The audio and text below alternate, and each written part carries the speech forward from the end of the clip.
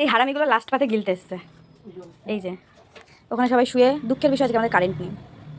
আমার মা জ্বালছে ধূপ ধূপ ধূপ ধূপ ধূপ। এনারা দুই বোনে এত কাজ করছিল বাড়িতে যে দুপুরে আসতে পারেনি, বিকেলে এসছে। যাই হোক, তারপর ওদের খাওয়ার পরপরই আমাদের কারেন্ট চলে এসেছিল। সারাটা দিন কারেন্ট ছিল না, ভাবা যায়? সারাটা দিন। যাই হোক, তারপর আমাদের হচ্ছিল গিফট খোলা। তো দেখতে থাকুন গিফট।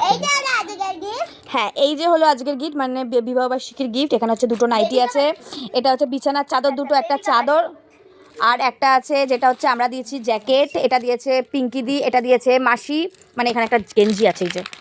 আর এখানে আছে শাড়ি রয়েছে চারটে শাড়ি আছে। আর এটা হচ্ছে একটা শাড়ি, এটা হচ্ছে কাকি শাশুড়ি দিয়েছে, আর বাদবাকি কারা দিয়েছে মনে নেই।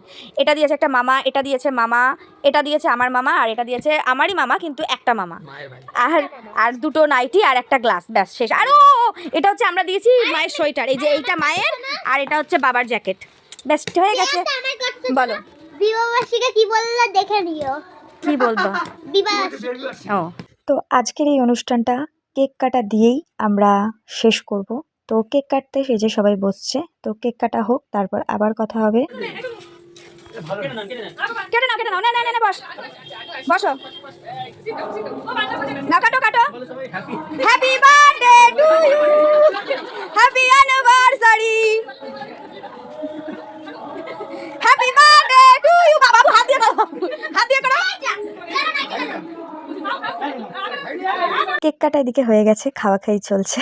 বুঝতেই পারছেন কি অশান্তিটা হচ্ছে এখানে। আর আমার মেয়ে তো আমার মেয়ের জিনিস নিয়ে নিয়েছে, ওই গোল চাকা যেটার মধ্যে নাম লেখা থাকে।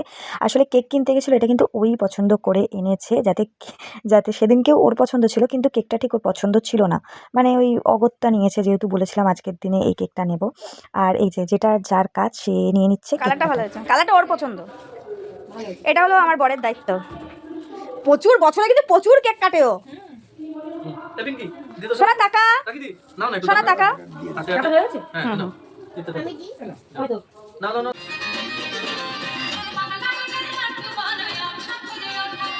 বাড়িতে অনুষ্ঠান হচ্ছে, মেয়ে নাচবে না সেটা তার হতে পারে না, তাই জন্য মেয়ের নাচ এখন শুরু হয়ে গেছে। আর অল্প একটুখানি করেছে, কারণ আমাদের এখন বাড়ি যাওয়ার পালা।